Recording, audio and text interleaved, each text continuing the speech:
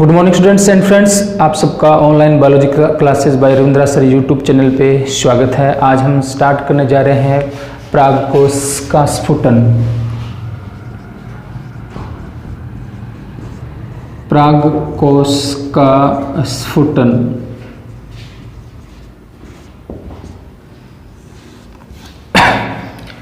परागकोश का स्फुटन, इसका मतलब होता है कि जो परिपक्व परागकोश होता है, मैच्योर एंथर जो है,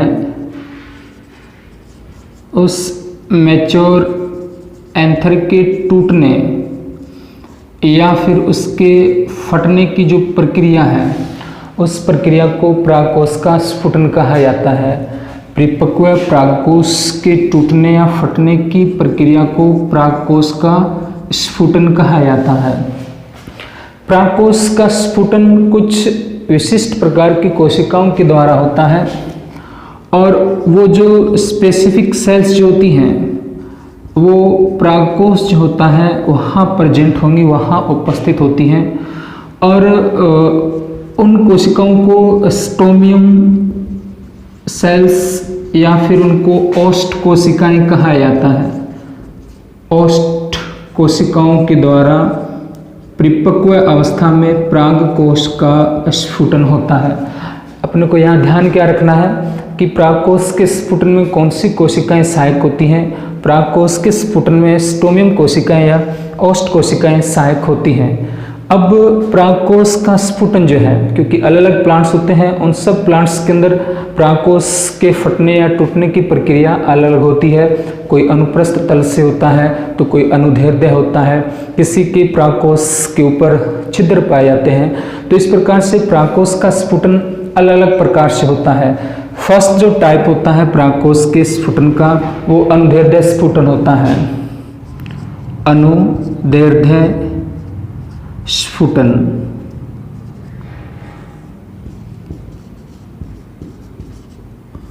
ये जो अनुदैर्ध्य स्फुटन होता है, इस प्रक्रिया में एंथर की जो भी स्ट्रक्चर है, चाहे एंथर किसी भी पोजीशन में स्थित हो, उस एंथर का स्फुटन जो है वो उस एंथर के अनुदैर्ध्य तल से होता है। कहाँ से होगा? अनुदैर्ध्य तल, लॉन्गिट्यूडिनल सरफेस जो है, उस लॉन्गिट्यूडिनल सरफेस या अनुदैर्ध्य तल से परागकोश का स्फुटन होता है। ये जो स्फुटन जो है किन प्लांट्स में होता है? ये गुड़हल, कपास, धतूरा, ये जो पादप हैं गुड़हल, कपास और धतूरा, इन पादपों के अंदर परागकोश का स्फुटन जो है वो अनुदैर्ध्य तल में होता है। इसलिए यहाँ जो टाइप है परागकोश के स्फुटन का, उसको अनुदैर्ध्य स्फुटन कहा जाता है।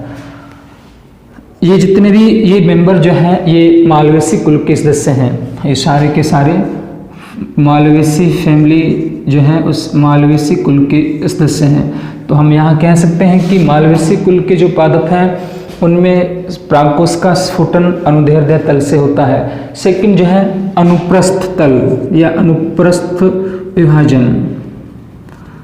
परागकोश का प्रस्फुटन जो है वो अनुप्रस्थ स्फुटन होता है। परागकोश के टूटने या फटने का जो सीक्वेंस, जो तल होता है वो अनुप्रस्थ होता है।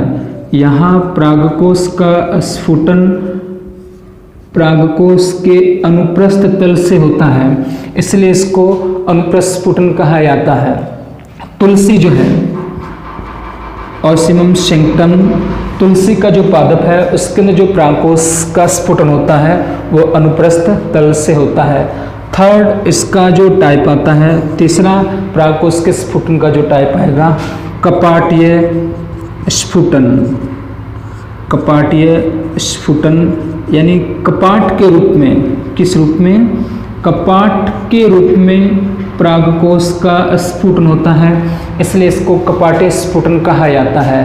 दालचीनी, इसका जो एग्जाम्पल होगा दालचीनी, बरबेरी, ये जो पादप हैं दालचीनी और बरबेरी, इन पादपों के अंदर परागकोश का स्फुटन कपाटीय स्फुटन या कपाट के रूप में होता है। फोर्थ जो इसका टाइप आता है प्रागकोश के स्फुटन का, सरंध्री स्फुटन। सरंध्री स्फुटन।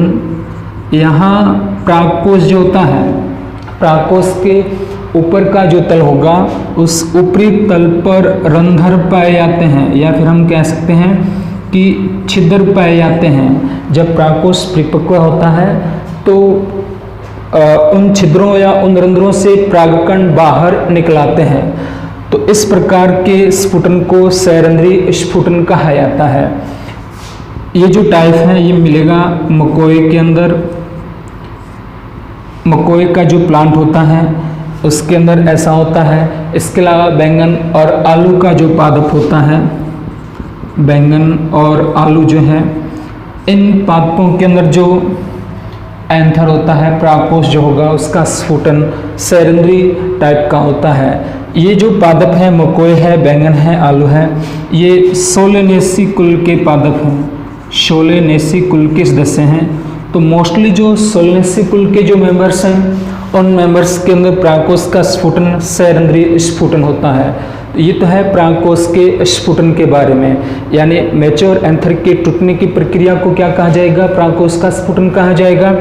और प्रागकोश के स्फुटन के लिए कौन सी सेल्स उत्तरदायी होती हैं, स्ट्रोमियम कोशिकाएं उत्तरदायी होती हैं। स्फुटन 4 प्रकार का होगा। पहला है अनुदैर्ध्य स्फुटन, गुड़हल, कपास, धतूरा, मालवेसी कुल के जो पादप हैं इनमें अनुप्रस्थ स्फुटन होगा। सेकंड जो टाइप है अनुप्रस्थ स्फुटन होता है, तुलसी के अंदर अनुप्रस्थ स्फुटन होता है। तीसरा जो टाइप है इसका कपाटीय स्फुटन, दालचीनी और बरबेरी प्लांट्स के अंदर कपाटीय स्फुटन होगा। चौथा जो टाइप आता है सैरंध्री स्फुटन, इसमें छिद्र पाए जाएंगे, रंध्र पाए जाएंगे, उन रंध्रों के द्वारा परागकण बाहर निकलते हैं, इसलिए इसको सैरंध्री स्फुटन कहा जाता है। मकोई, बैंगन, आलू यानी कि सोलेनेसी कुल के जो सदस्य हैं उन प्लांट्स के अंदर, सोलेनेसी कुल के मेंबर्स के अंदर प्रागकोश का स्फुटन जो है वो सैरंध्री। नेक्स्ट जो आता है इसमें मेल गेमेटोफाइट, नर युग्म कौद्भिद। नर युग्म कौद्भिद या मेल गेमेटोफाइट।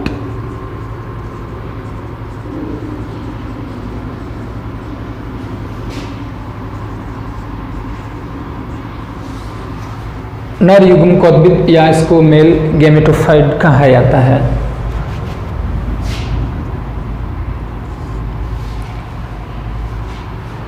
मैच्योर या फिर हम ऐसा कह सकते हैं कि जो अगुणित लघु बीजाणु जो होता है, अगुणित लघु बीजाणु, इस अगुणित लघु बीजाणु को ही नर युग्म कौद्भिद की प्रथम कोशिका कहा जाता है। नर युग्म कौद्भिद जो होता है मेल गेमेटोफाइट, उसकी फर्स्ट सेल किसे कहेंगे, इस अगुणित हैप्लॉइड माइक्रोस्पोर जो होता है, अगुणित लघु बीजाणु जो है, ये नर युग्म कौद्भिद की प्रथम सेल होती है, प्रथम कोशिका इसको कहा जाता है। यहाँ मेल गेमेटोफाइट जो है प्रागनलिका युक्त, इसकी डेफिनेशन देखते हैं कि मेल गेमेटोफाइट किसे कहा जाएगा। तो प्रागनलिका युक्त,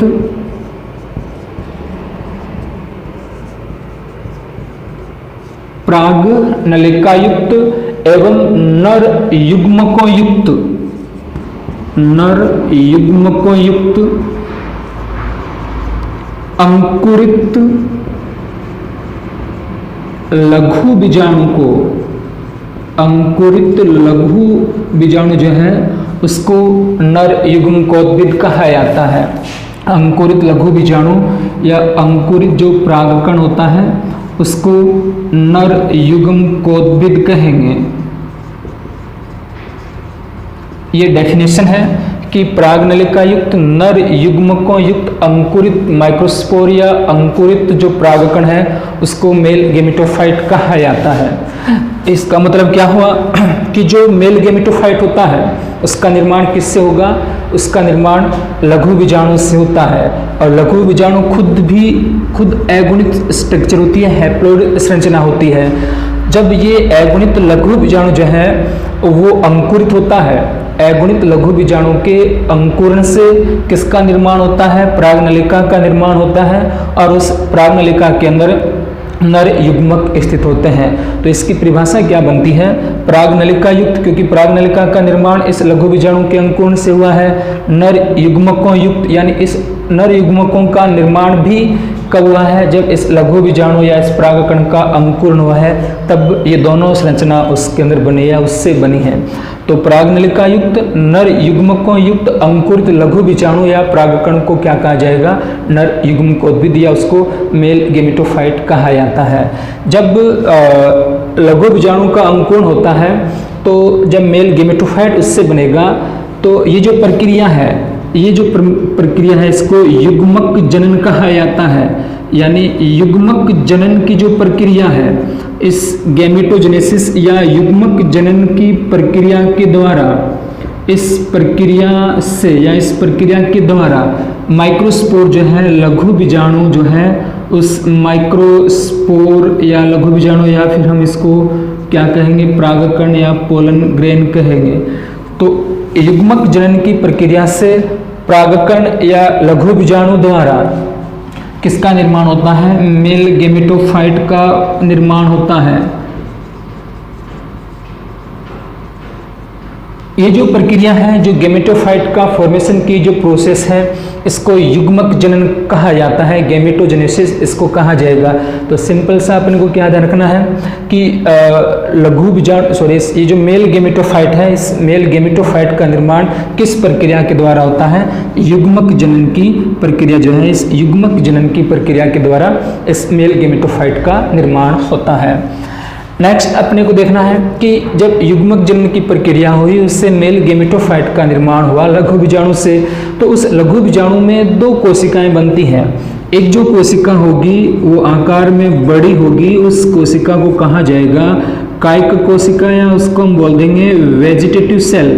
कायिक कोशिका या उसको वेजिटेटिव सेल कहा जाएगा, जो कि आकार में बड़ी होती है, यानी बड़ी साइज की जो है, उस बड़ी आकार की कोशिका को कायिक कोशिका कहा जाएगा। और सेकंड जो है वो एक छोटी कोशिका बनती है, उसको जनन कोशिका कहा जाता है, या जर्मिनेटिंग सेल इसको कहा जाएगा, जर्म सेल इसको बोल देंगे। फर्स्ट कायिक कोशिका जो आकार में बड़ी होगी, दूसरी जर्म सेल या जनन कोशिका इसको कहा जाएगा, जो आकार में छोटी होती है। जनन कोशिका आकार में छोटी होती है। ये जो दोनों कोशिकाएं जो हैं, ये जो लघु बीजाणु है उसमें सूत्रीय विभाजन होता है। उस सूत्रीय विभाजन की प्रक्रिया के तहत एक कायिक कोशिका बनेगी बड़ी आकार में जो होती है, और छोटे आकार में जो होगी वो जनन कोशिका होगी। अब ये जो जनन कोशिका जो है, इसमें फिर से सूत्रीय विभाजन होते हैं, और इस सूत्रीय विभाजन की प्रक्रिया के तहत इस जनन कोशिका में या इस जनन कोशिका से दो नर केंद्रकों का निर्माण होता है। दो नर केंद्रक बन जाते हैं। कितने केंद्रकों का निर्माण होगा? 2 मेल न्यूक्लियाई बनेंगे, 2 नर केंद्रक इस प्रक्रिया के द्वारा बनते हैं। यदि हम इस प्रोसेस को देखें, डायग्रामेटिक रूप से इसको देखें, तो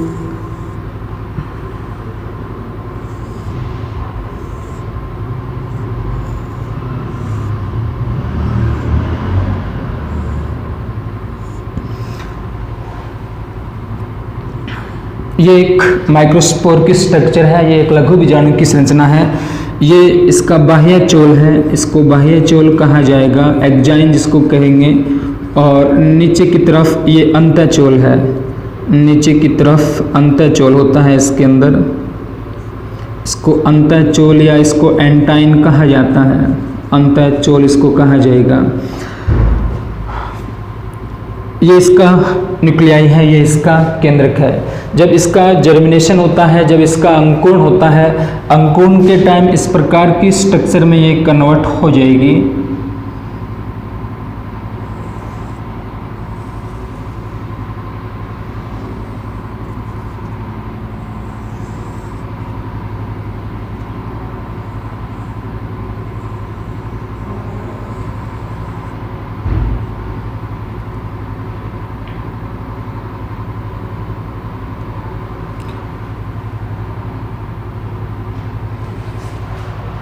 ये जो स्ट्रक्चर, इसको मेल गेमेटोफाइट कहा जाता है, इसको नर युग्मकोद्भिद कहा जाएगा। इस नर युग्मकोद्भिद के अंदर ये जो संरचना है ये पोलन ट्यूब है, ये प्राग नलिका होती है, इसको प्राग नलिका कहा जाएगा। और ये दोनों यहाँ पे ये जो न्यूक्लियस या ये दोनों जो केंद्रक यहाँ पे दिखाई दे रहे हैं, ये दोनों, इन दोनों केंद्रकों को कहा जाता है नर केंद्रक। ये लिखा था हमने डेफिनेशन के अंदर कि प्रागनलिका युक्त और नर केंद्रकों युक्त अंकुरित जो प्रागकण है या अंकुरित जो लघु बीजाणु है उसको ही मेल गेमेटोफाइट कहा जाता है। नेक्स्ट जो आता है इसमें प्रागकण की संरचना,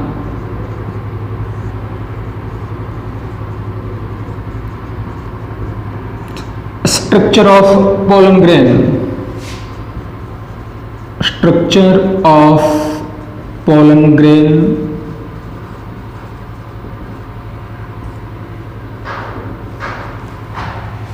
अभी हमने पढ़ा कि प्रागकण जो है, इस प्रागकण को नर युग्मकोद्भिद की प्रथम कोशिका कहा जाता है। नर युग्मकोद्भिद की प्रथम कोशिका इसको कहा जाएगा, फर्स्ट सेल होती है प्रागकण नर युग्मकोद्भिद की। प्रागकण जो है, प्रागकण की आकृति गोलाकार होती है, गोलाकार आकृति का होता है, एक कोशिक रचना होती है प्रागकण, और इसके अंदर एक ही केंद्रक होता है, इसलिए इसको एक केंद्रिक कहा जाता है, एक केंद्रिक इसको कह देंगे। तो प्रागकण आकृति में गोलाकार होगा, एक कोशिक होता है और एक केंद्रिक संरचना होती है। एक जो प्रागकण जो होता है उस प्रागकण के ऊपर आवरण पाए जाते हैं। प्रागकण जो होगा उस पे वो दो आवरणों से घिरा हुआ होता है, दो आवरणों से घिरी हुई संरचना होती है। और प्रागकण का जो बाहरी आवरण है, जो बाहरी आवरण होता है जिसको बाह्य चोल या बाहरी चोल कहा जाता है, एक्जाइन जिसको कहा जाएगा, एक्जाइन खुरदरा होता है। कैसा होगा? खुरदरा होगा। इस पे उभार पाए जाएंगे, उभार पाए जाते हैं इस एक्जाइन के ऊपर। और ये एक विशेष पदार्थ का बना हुआ होता है जिसको स्पोरोपोलिन कहा जाता है। स्पोरोपोलिन नामक एक विशेष पदार्थ से इस बाह्य चोल का निर्माण होता है। अपने को यह ध्यान रखना, कई बार बोर्ड एग्जाम के अंदर एक क्वेश्चन पूछा जाता है कि प्रागकण का बाह्य चोल किस पदार्थ का बना होता है, तो प्रागकण का बाह्य चोल स्पोरोपोलिन का बना हुआ होता है। स्पोरोपोलिन से बनने के कारण, क्योंकि ये जो स्पोरोपोलिन जो है इसका जैविक और भौतिक अपघटन नहीं होता है, जैविक और भौतिक अपघटन नहीं होगा, इस प्रक्रिया के द्वारा ये अपघटित नहीं होता है। और जब अपघटन नहीं होगा तो इसका मतलब होता है कि जो प्रागकण जो है वो लंबे समय तक सुरक्षित रह सकते हैं। एक प्रागकण जो है उसका लंबे समय तक सुरक्षित रहने का जो कारण होता है वो क्योंकि उसका बाह्य चोल किसका बना होता है? स्पोरोपोलिन का बना होता है। और इसकी प्रेजेंस के कारण है प्रागकण का, क्योंकि जब स्पोरोपोलिन है उसका जैविक भौतिक अपघटन नहीं होगा तो प्रागकण की भी यही विशेषता होगी कि प्रागकण का भी जैविक और भौतिक अपघटन नहीं होता है। इसके अलावा सेकंड जो आवरण होता है उसको अंत्यचोल कहा जाता है, उसको एंटाइन कहा जाएगा, उसको एंटाइन कहा जाएगा। और ये गोल होता है, गोल होगा, स्मूथ होता है, चिकना होता है, स्मूथ या इसको चिकना कह सकते हैं, गोल होता है ये जो आवरण होता है। और ये एक विशेष प्रकार का एक पदार्थ होता है जिसको पेक्टोसेलुलोज कहा जाता है। ये पेक्टोसेलुलोज का बना होता है, तो ये भी ध्यान रखना है, अंत्यचोल किसका बना होता है? पेक्टोसेलुलोज का बना होता है।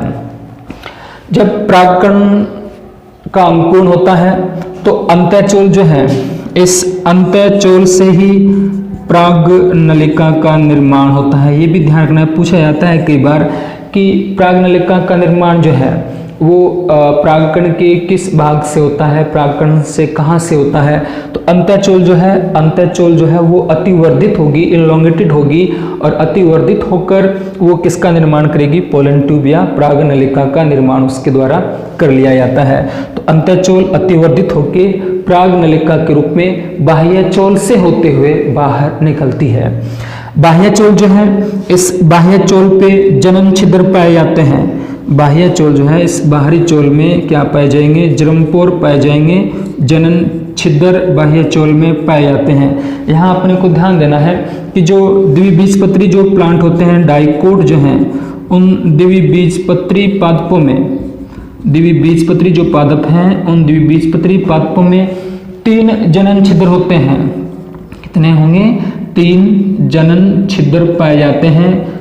और जो एक बीजपत्री जो पादप होते हैं, मोनोकोट जो होंगे, उन एक बीजपत्री पादपों के अंदर, एक बीजपत्री पादपों में एक ही जनन छिद्र पाया जाता है, एक ही जनन छिद्र मोनोकोट के अंदर पाया जाता है। तो ये चीज़ अपने को ध्यान देनी है, एक तो कि बाह्यचोल किसका बना होता है, स्पोरोपोलिन का बना होगा, अंतःचोल किसका बना होगा, पेक्टोसेलुलोज का बना होता है, परागनलिका का निर्माण किससे होता है, अंतःचोल से ही होता है। और जनन छिद्र जो है वो कहाँ पाए जाते हैं, बाह्यचोल पे पाए जाएंगे जनन छिद्र। डाइकोट में 3 जनन छिद्र होते हैं और मोनोकोट यानी एक बीजपत्री के अंदर एक ही जनन छिद्र पाया जाता है। इन जनन छिद्रों से होती हुई परागनलिका बाहर निकलती है। तो ये परागकण की स्ट्रक्चर के बारे में है, पोलन ग्रेन की स्ट्रक्चर के बारे में है। अभी पिछले डायग्राम में हमें देखा भी था कि स्ट्रक्चर कैसी होती है, फिर से देख लेते हैं अपने। ये अंतःचोल हो गई और इसके बाहर ये खुरदरी रचना पाई जाती है जिसको बाह्यचोल कहा जाएगा। ये बाह्यचोल है, एक्जाइन जिसको कहा जाएगा। और ये जो स्ट्रक्चर है ये अंतःचोल होती है जो कि गोलाकार आकृति है, गोलाकार आकृति के अंदर है। ये बाह्यचोल ये बाह्यचोल और ये अंतःचोल, ये परागकण की संरचना है, पोलन ग्रेन की ये स्ट्रक्चर है। एक जो परागकण जो होता है, पोलन ग्रेन जो है, उसमें ये जो बाह्यचोल जो है, यहाँ पर ये जो खांचे पाई जा रही हैं, इन खांचों के अंदर कुछ विशेष प्रकार का प्रोटीन पदार्थ संचित रहता है। ये जो खांचे होती हैं, इन खांचों के अंदर विशेष प्रकार का प्रोटीन पदार्थ संचित होता है। प्रोटीन पदार्थ का संचय इन परागकण में हो जाता है। ये जो खांचे होती हैं परागकण के, इसके अंदर। और जैसे ही नमी का मौसम होता है, नमी का मौसम होने के कारण ये जो प्रोटीन पदार्थ जो है ये परागकण से बाहर निकल के वातावरण में आता है, जिसके कारण जो एलर्जी मनुष्य के अंदर, जैसे हम उस प्लांट के पास से जाएंगे तो अपने को एलर्जी हो जाती है, ठीक है। तो इसको पराग एलर्जी कहा जाता है। इसको क्या कहा जाएगा, पराग एलर्जी कहा जाता है। तो पराग एलर्जी विशेष प्रकार के प्रोटीन पदार्थ से होती है। उस प्रोटीन पदार्थ का संचय कहाँ होता है, उस प्रोटीन पदार्थ का संचय होता है बाह्यचोल की जो खांचे हैं, उन खांचों में प्रोटीन पदार्थ का संचय होगा। वो प्रोटीन पदार्थ स्टोर होगा।